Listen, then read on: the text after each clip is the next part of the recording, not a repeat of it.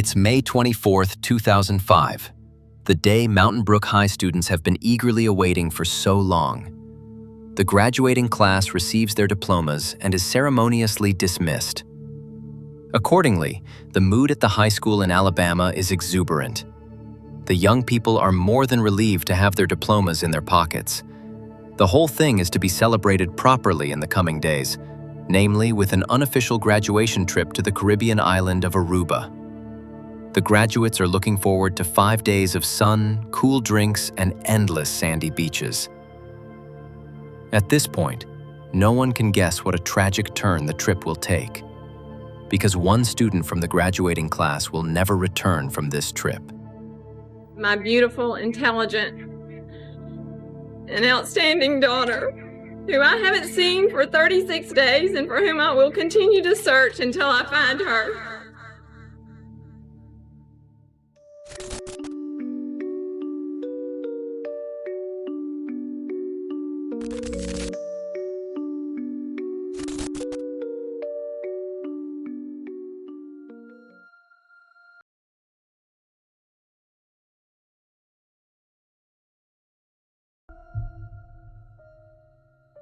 Two days after graduation, 124 students from Mountain Brook High School set off for the airport. They can hardly wait to embark on their adventure. Their parents have little cause for concern. Although the trip is undoubtedly just as exciting for them as it is for their children, the vacation island of Aruba is a peaceful place. The Caribbean island is a very popular tourist destination in the US and has a good reputation. The local bars are probably the greatest source of danger for the young people. Unlike in the US, alcohol consumption is permitted in Aruba from the age of 18. However, 7 adult supervisors have agreed to accompany the group on the flight. Several teachers from Mountain Brook High are also taking part in the unofficial graduation trip. They have agreed to check on each student once a day. This should have greatly reassured all the relatives. Among the travelers is 18-year-old Natalee Holloway. In her circle of friends, the young woman is a guarantee for good humor and fun. Like most of the other students at Mountain Brook High, she comes from a well-off, middle-class household. Natalee's parents are separated but get along well. The teenager also has a good relationship with her mother's new husband. She goes to church, is part of a dance team, and is involved in charity work. Natalee is graduating from high school with top grades. She even has a full scholarship to the University of Alabama.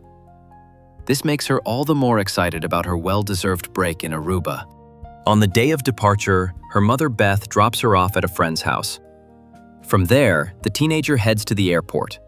Natalee's mother takes her daughter's bag out of the car and gives her a goodbye kiss. It is the last time she will see her daughter. The trip to Aruba goes smoothly. The students are staying at the Holiday Inn Hotel. However, they don't spend too much time there. The teenagers' days all look similar. They wake up, eat something, get ready, and spend many hours on the beach. Exuberant parties are also a must on the graduation trip. Like the other students, Natalee drinks alcohol every day. Despite her consumption, she does not lose control. She is drunk like the others, but does not behave inappropriately and has her behavior under control. Before flying back to the US, some of the students set off to enjoy one last night of partying. First, the group goes to a casino right next to the Holiday Inn. There, Natalee strikes up a conversation with a young man. She doesn't gamble herself, but is watching her friends when she is approached by the handsome young man. His name is Joran Sloot, and he is a year younger than Natalee. The group wants to move on soon and invites Joran to come with them. They go to a bar called Carlos and Charles in the center of the capital of Aruba. It is this outing that proves fatal for Natalee Holloway.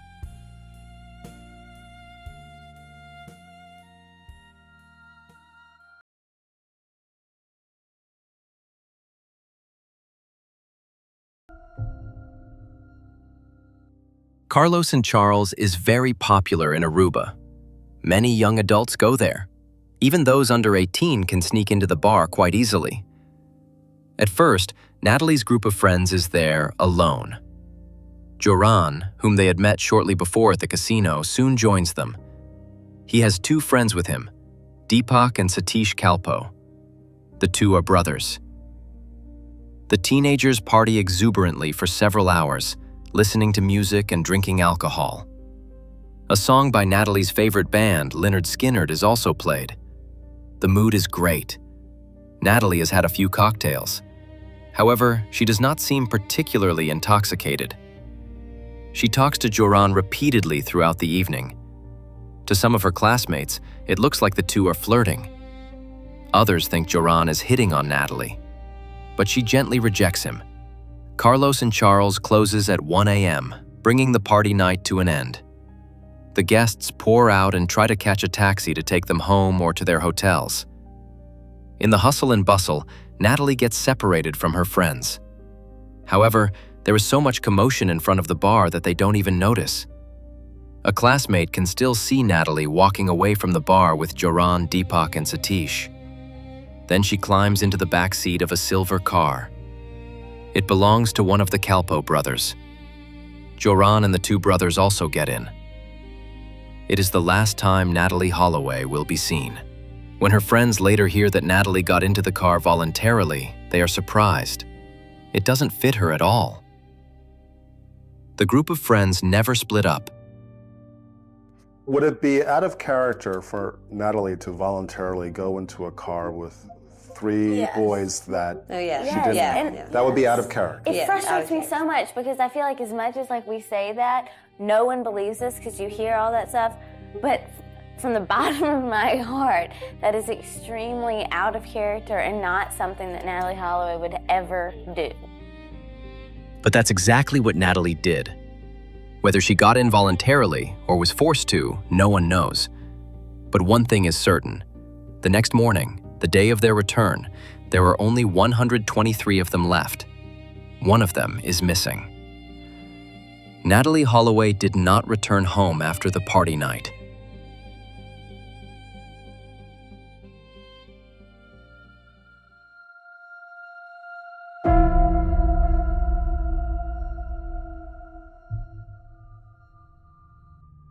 When her mother Beth finds out, she immediately sets off for Aruba.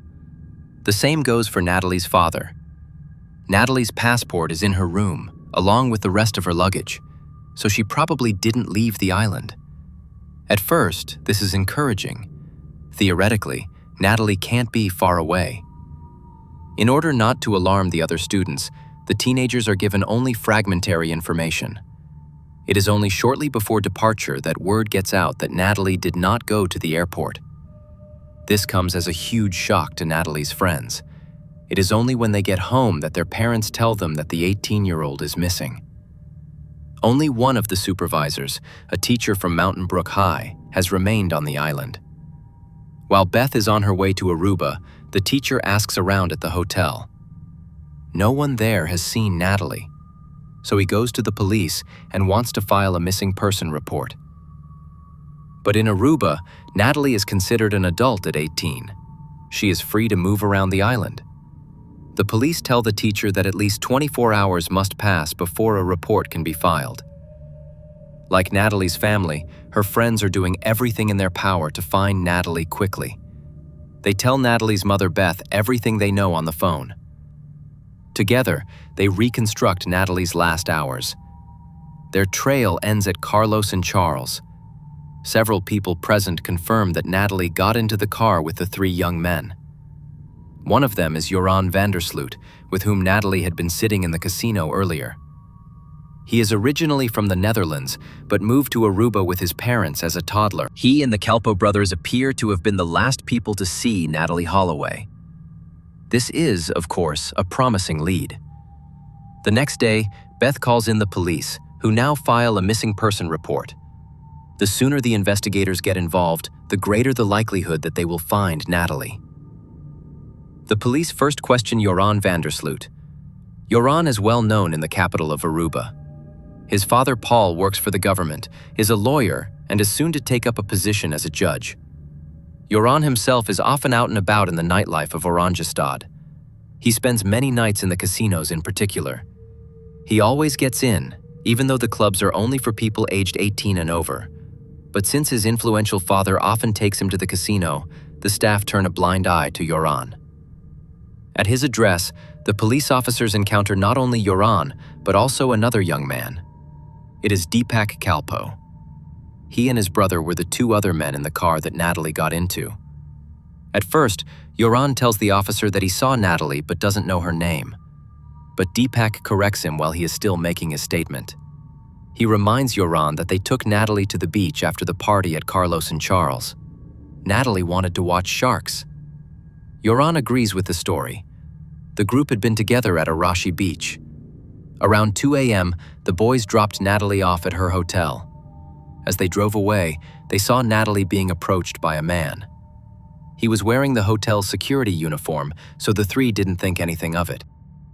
The search for Natalee Holloway is then expanded. Forces from both Aruba and the United States are involved, but it is as if Natalee Holloway has been swallowed up by the earth.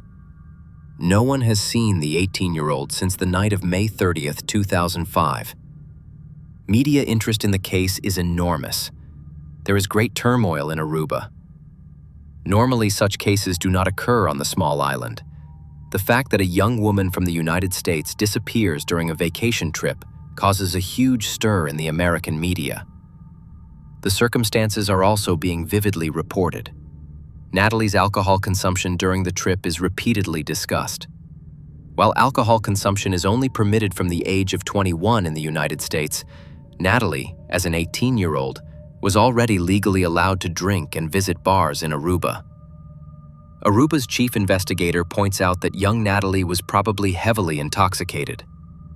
The amount of alcohol she consumed could have killed her in an uncertain situation, especially if she had also taken other substances. Although there is suspicion that the teenager may have been murdered, the police are investigating in a different direction. Perhaps Natalee died as a result of her alcohol consumption, suffering shock or cardiac arrest. Whoever was with her may have been so frightened that they hid her body to avoid getting into trouble. The most popular theory is that Natalee's body was disposed of in the open sea. However, attempts by the Coast Guard do not entirely support this theory.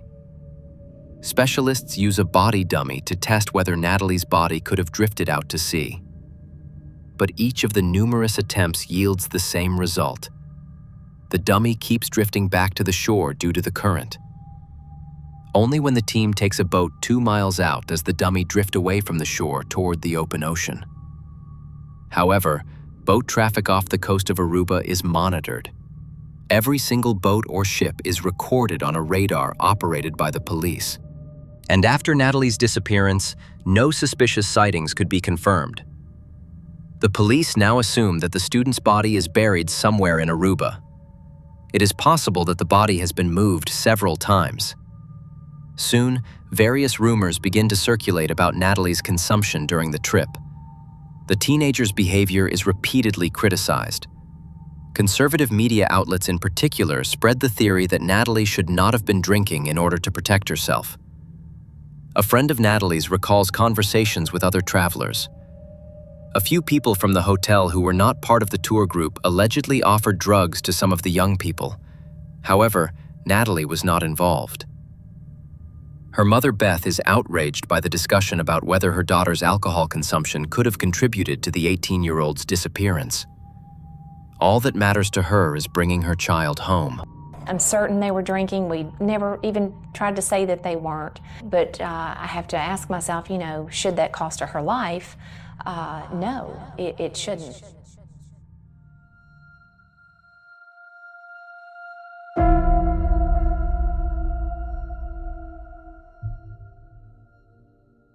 On June 5, 2005, 2 people are arrested in connection with the disappearance of Natalee Holloway.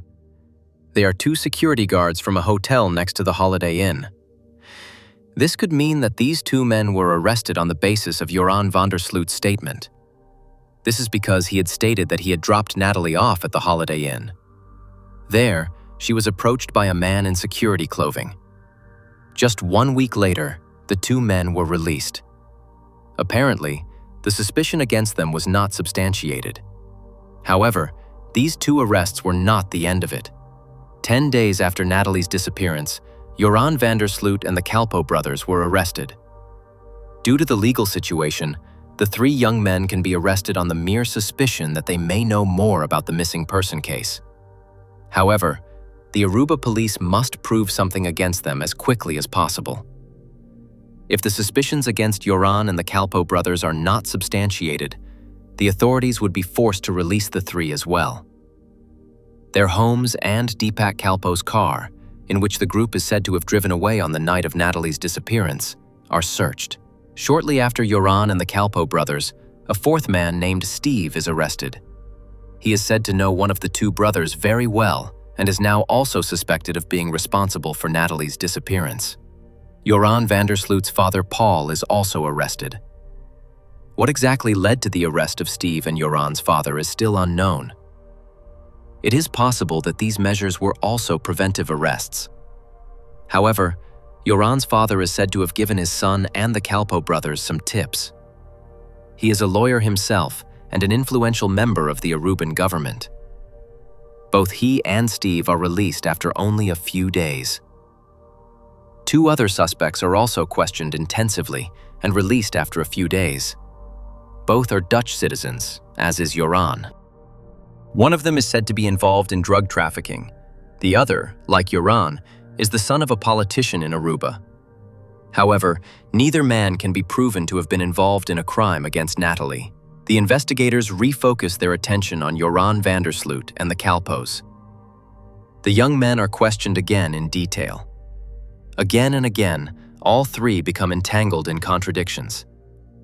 At some point, the three claim that the two brothers dropped Joran and Natalee off alone at the beach. He and Natalee talked to each other on the beach and got a little closer, but Joran decided to go home.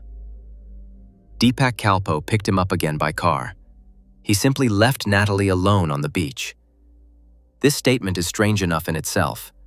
However, it is even more implausible when you consider that Joran had previously claimed to have dropped Natalee off at the hotel, where she was approached by the security guard. It is clear to the Aruba police that something is not right about the story told by Joran and the Kalpoe brothers. The problem is that the investigators cannot prove anything against the three. There is simply no concrete evidence against the three young men.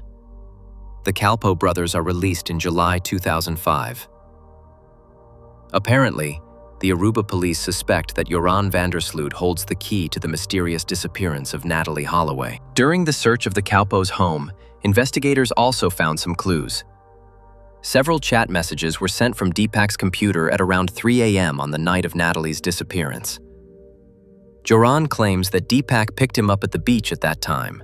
However, according to the messages, that cannot be true. Deepak was at home. Joran then tells another version of his story. He claims that it was not Deepak but Satish Kalpoe who picked him up. Deepak says, however, that Satish would have been asleep at 3 a.m. Shortly afterwards, the Kalpoe brothers say that they initially lied knowingly to protect Joran. After all, he is their friend, but the two no longer want to lie for him. They know that he must have done something.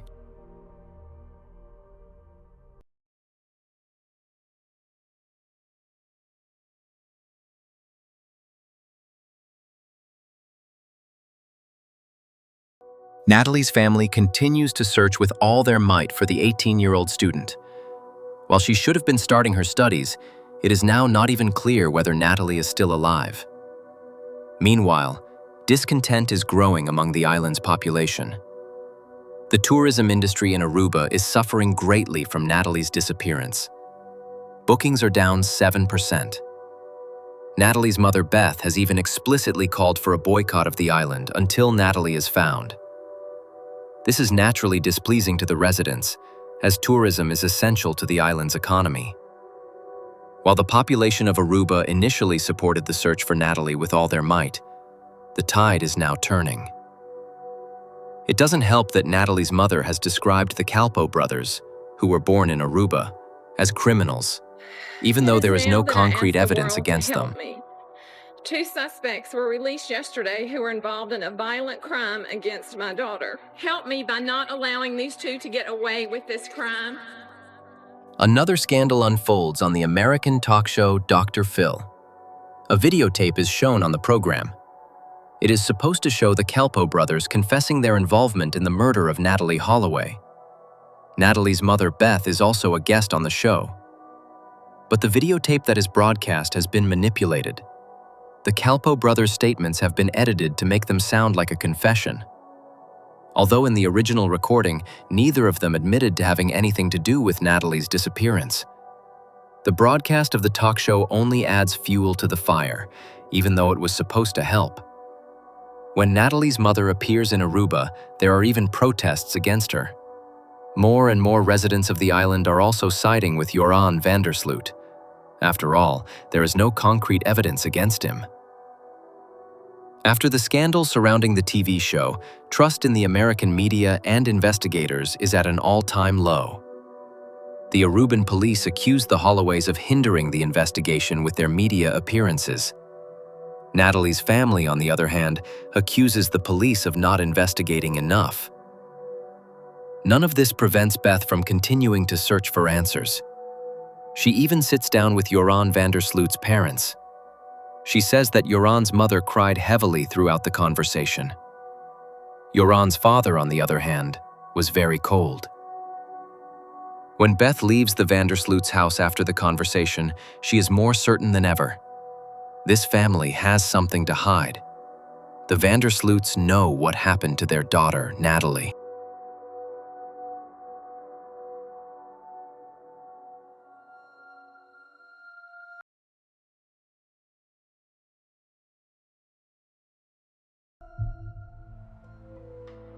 In fact, hardly anything is happening in the case. Joran van der Sloot is questioned repeatedly, but nothing can be gotten out of him. He only makes vague hints, which send the police on a search for clues, but each time the investigators return empty-handed. Meanwhile, more young women come forward to the police. At least 3 girls claim to have been abused by Joran. However, this can no longer be proven. In September 2005, the main suspect, Joran, is also released. It is simply not possible to prove that he committed a crime. After his release, Joran returns to the Netherlands. During his time in custody, he may not have been aware of the media hype surrounding the case. But now, the suspect notices how great the media interest is. It is so great that Joran van der Sloot decides to take an unusual step. He arranges an interview with a major American television station. He willingly answers questions about his experiences and his time in custody. He claims that Natalee wanted to sleep with him on the night of her disappearance, but Joran did not want that. After several attempts to persuade her, he left her alone on the beach. He claims that he was very ashamed to leave the 18-year-old alone on the beach at night in a country that was foreign to her. That was also the reason why he came up with the lie about the security guard in front of the hotel. He cannot understand the vehemence with which Natalee's family is demanding charges against him. They show up at our house, screaming, cussing. I mean, the way they were putting pressure on us, which just probably made us want to lie more because we seemed like we were in big trouble. Even though they may have been hostile toward you, they were searching for a girl who hasn't been found. They were searching for a girl that wasn't found, but And you lied to them about it. And I lied to them about it, but the how they acted towards my family and my friends is not a normal way that normal parents would go about if their daughter was missing. This version of the story is just one of many that Joran tells. Natalee's friends cannot imagine that she would have gone with Joran with sexual intentions. Before her disappearance, Natalee had never had a boyfriend. She had a crush on a boy from school, but her friends describe her as too innocent to even talk to him. The idea that she would just want to sleep with some random guy she met on the beach is completely out of character for Natalee Holloway. After Joran's release, there is another raid on his family's house. Although some of his father's personal belongings are confiscated, they do not lead to any investigative results. The Kalpoe brothers' house is also searched again, but this time without any new findings. In 2007, Joran van der Sloot even publishes a book about his experiences in connection with the Natalee Holloway case. He gives further interviews and tries to clear his name, but never quite succeeds. Only a few months after the book's publication, Joran van der Sloot is arrested again. So are the Kalpoe brothers. However, due to lack of evidence, all three must be released again. The Natalee Holloway case file is closed. The police are simply unable to make any progress. In 2008, a Dutch journalist became involved in the case. Peter de Vries claimed to have a confession from Joran van der Sloot. He had sent an incognito man to Joran to elicit the truth from him in front of hidden cameras. The undercover journalist spent months getting close to Joran until he finally began to talk about the case. Joran said he had been alone with Natalee when she suddenly had convulsive seizures. He tried to revive her, but Natalee suddenly died. A friend then disposed of the body for him. At first, there was a lot of hype surrounding this report. This confession could be the missing piece of the puzzle in the case, but unfortunately, the hope was in vain. First, it turns out that the friend in question was not even in Aruba at the time of Natalee's disappearance. And then an even bigger disaster strikes. The man whom journalist Peter de Vries has assigned to spy on Joran incognito has skeletons in his own closet. He has been friends with Joran for years. In addition, he himself gets into trouble with the law after allegedly hitting his girlfriend with a crowbar. The supposed journalistic coup turns into a media disaster. A few months later, Joran comes up with a new story. He seems to have taken a liking to telling journalists new stories about the disappearance of Natalee Holloway. He tells Fox News that he sold Natalee as a slave to a human trafficking ring. His father, Paul, helped him ship Natalee to Venezuela. To make this story seem credible, he even faked a phone call between himself and his own father. Joran van der Sloot continues to play his perfidious game in the media year after year. He claims several times that he knows where Natalee's body is hidden. He repeatedly speaks to journalists whom he himself has contacted in advance, but he never provides any concrete information that could help the police. When he is criticized for this, he simply admits to having lied. Maybe I should ask you, what do you ultimately want out of this? I guess for it just all to be over, that's it. Just for me to be able to get on with everything and feel okay. That's what I ultimately want out of it. And I know if you guys look into this that you're gonna find out. I think definitely with everything I gave, if you really go and look into it, you're gonna stumble across something that will get you more answers. I'm sure about it, I know it. In 2010, he sent an email to the lawyer representing Beth, Natalee's mother. In it, he wrote that he was now ready to reveal where Natalee Holloway's body was hidden. Once again, he gave a new version of events in the email. He claimed that he and Natalee had been on a date. When he wanted to leave, she begged him to stay and held him back. Joran then pushed Natalee away. The 18-year-old fell and hit her head on a rock. His father, Paul, helped bury Natalee's body. She was lying in the foundation of a family home. He would show Beth the exact location, on a property belonging to the van der Sloots. But first, he expected a payment of $250,000. Beth and her lawyer decide to take the risk. They negotiate with Joran. Beth pays him $25,000. He is to receive the remaining $225,000 as soon as he has fulfilled his promise. But as you may have guessed, that never happens. This story is also fabricated. The house was not even built during the period when Natalee disappeared. Joran lied again and played on the emotions of a searching and grieving mother. With this move, however, he definitely made himself liable to prosecution. After all, he tried to extort $250,000 from Natalee's mother. But before he can be held accountable for this, something else happens. What did the FBI profilers tell you about Joran van der Sloot's psychological profile? Well, they used the word sociopath, and the fact that he was capable of lying about basically everything. Pathological liar. Yes.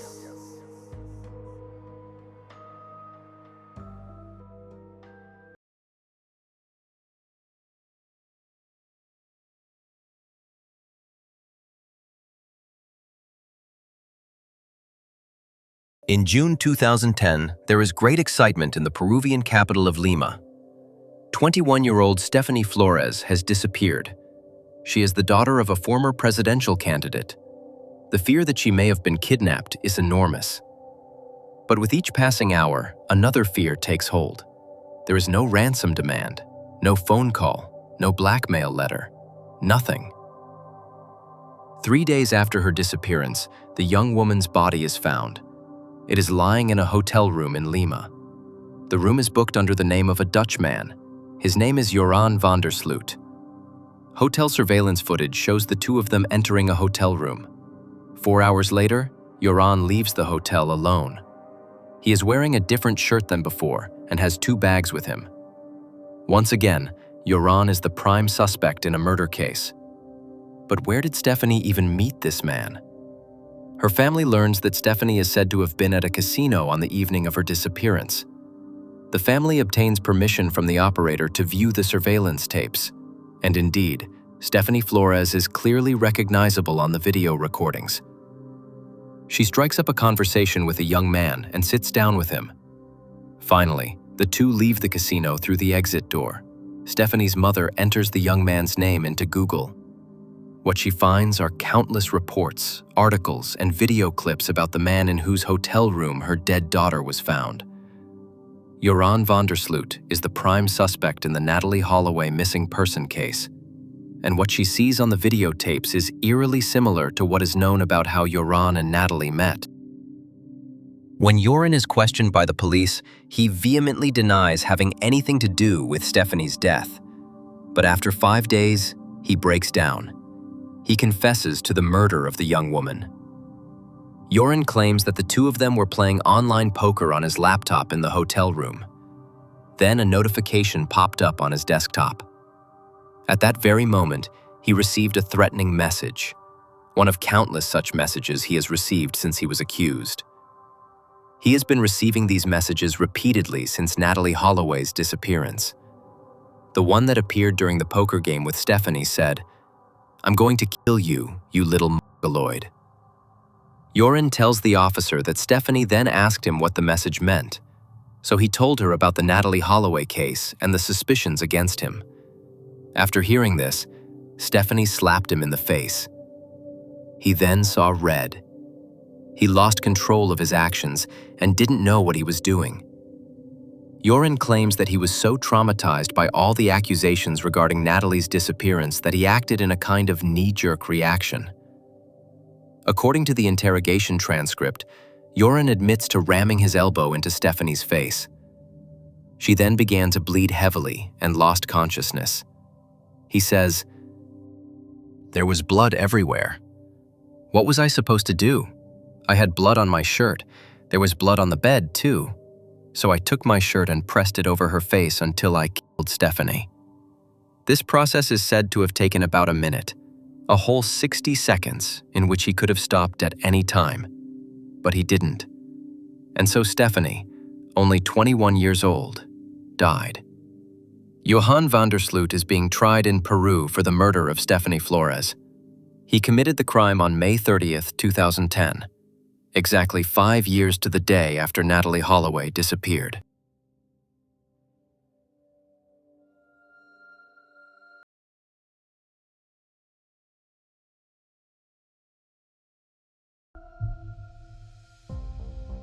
Joran van der Sloot is to serve a 28-year prison sentence in Peru. Natalee's parents are relieved to know that he is finally behind bars. At the same time, the pain remains as deep as ever. He still hasn't spilled the beans about the Natalee Holloway case, and the family still doesn't know what happened to the girl who disappeared in 2005. Joran himself describes the police work as one of the worst investigations ever. He says the police were simply never able to ask him the right questions. In 2012, Natalee Holloway was officially declared dead. The case has remained in the media spotlight throughout this time. In 2017, a new documentary about the case was produced. In it, a man named John Ludwig speaks out for the first time. He claims to be an old friend of Joran van der Sloot. Together, the two allegedly dug up Natalee's body in Aruba in 2010. Joran allegedly gave him $1,500 to grind up Natalee's bones and dispose of them. He allegedly mixed the bone remains with those of a dog carcass and had them burned in a crematorium. However, Natalee's mother Beth is suing the makers of the documentary. She says the film is sensationalist and scripted, and that John Ludwig's statements were made purely for the sake of sensationalism. But before John Ludwig can be investigated for alleged false testimony, one of the most bizarre twists in the Natalee Holloway case occurs. John Ludwig says he helped Joran van der Sloot do away with Natalee Holloway's body, cremate Natalee Holloway's body. But Ludwig himself was killed today here in Northport, adding another twist to this infamous case. So John Ludwig is dead. He was murdered by his ex-girlfriend. He had been lying in wait for her outside her house and tried to drag her into his car. John Ludwig threatened the young woman with a knife. During the struggle, she managed to grab the knife. In self-defense, she stabbed Ludwig, fatally wounding him. While all this is happening, Joran is still serving his prison sentence in Peru. Meanwhile, the search for Natalee continues. And perhaps today we are closer than ever to the truth. Because since 2023, there have been new developments in the Natalee Holloway case. 13 years have passed since Joran van der Sloot murdered Stephanie Flores in Peru. He got married in prison there, had a daughter, and then got divorced again. Joran's lawyer says he has now chosen a younger and prettier woman. But it is questionable to what extent he will be able to live out this new relationship. In June 2023, Joran van der Sloot will be extradited from Peru to the US. There, proceedings are still ongoing for the extortion and fraud of Natalee's mother, Beth. A first hearing took place in June 2023. Joran initially pleads not guilty, but the evidence is clear, and in October he is found guilty of extortion and wire fraud and sentenced to 20 years in prison. What would you say to Natalee if you were still able to speak to her? If I were to say her, if she were to be found tomorrow, I think I'd hate her. I'd hate her, and I'd hate her. Yes, I'd hate her. If she really ran away from home, if she did something like that, I'd hate her.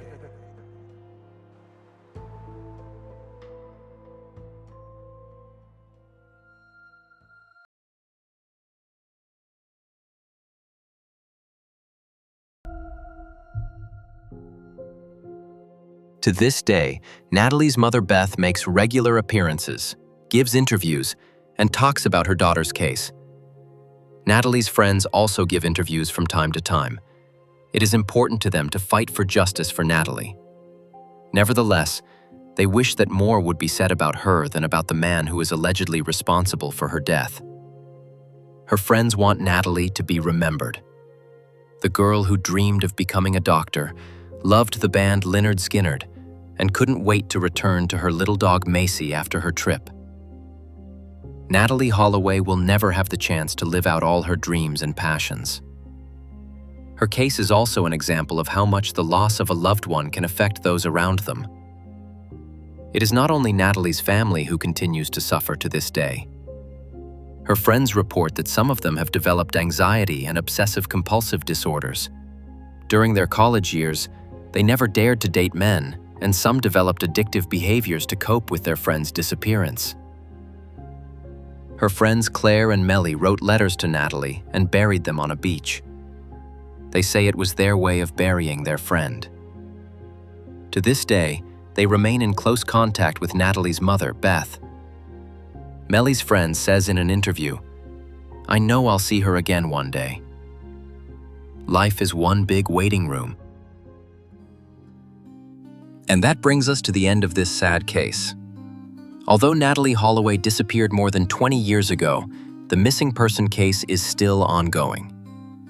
I really hope that Natalee's family and friends will one day get some clarity. Hardly anyone seems to doubt that Joran van der Sloot knows the answers to all their pressing questions. Whether he is guilty or innocent, his game with the media and Natalee's family is simply cruel. The case will probably remain with us all for some time to come. If you enjoyed the video, please leave a like, comment, and/or subscribe. This really helps the channel a lot. What also helps the channel is if you activate the bell. This way, the video will get a lot of interaction shortly after it is uploaded, which increases the likelihood that the video will be recommended to people who have not yet subscribed to Insolito. Thank you in advance, and thank you for watching. I wish you a good morning, afternoon, or evening, and hope to see you again in the next video. Until then, bye everyone.